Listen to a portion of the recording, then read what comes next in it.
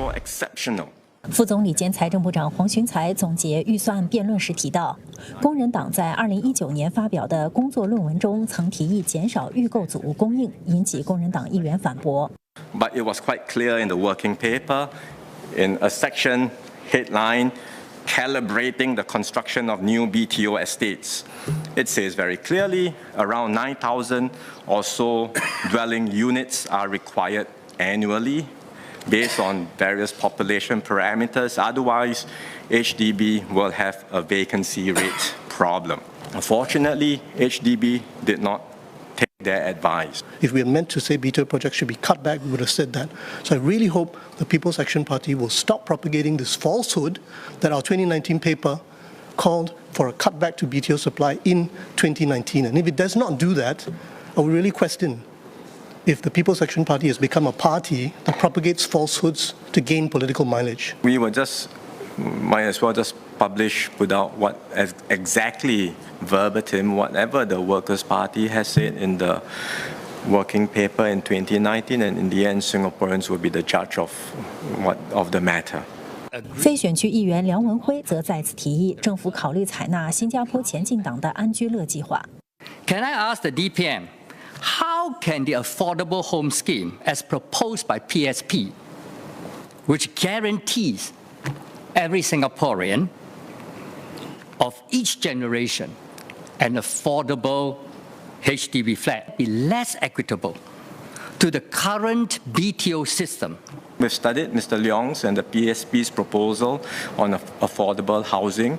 Our assessment is that this is clearly a raid on the reserves. It will not be good for Singapore and Singaporeans, and that's our conclusion. 反对党领袖毕丹星针对政府将如何确保国人承担的税务维持在低水平进一步提问。他指出，多位人民行动党议员在辩论中提出的很多建议同工人党的党纲相同。For a minute, I thought the PAP had become WP Light. But be that as it may, I think what none of the PAP MPs who raised these proposals did was to tell us where this money was going to come from. Something that the Workers' Party did in the last debate, put it out there. And I think the Finance Minister referred to the debate we had at the last budget debate. So what are the main strategies then that the government has for keeping the tax burden on Singaporeans low?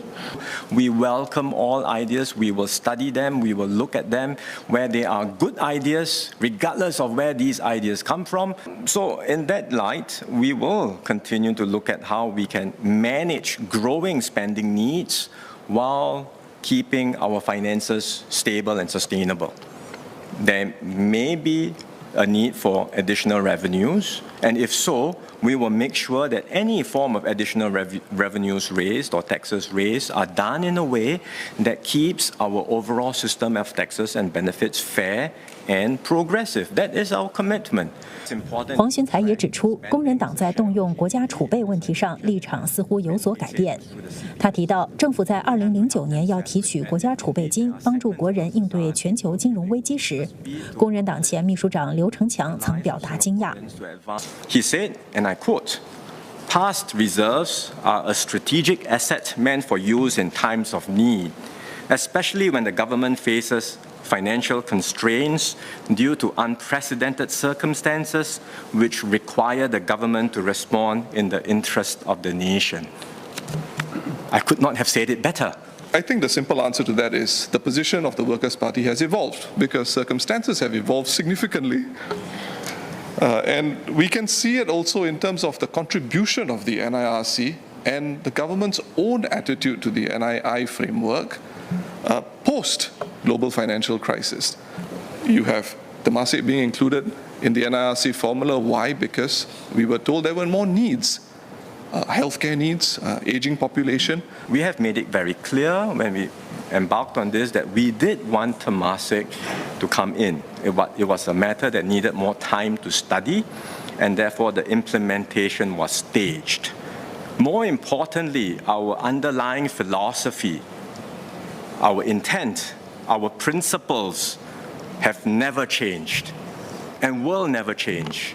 It's about fiscal prudence, discipline, responsibility, stewardship.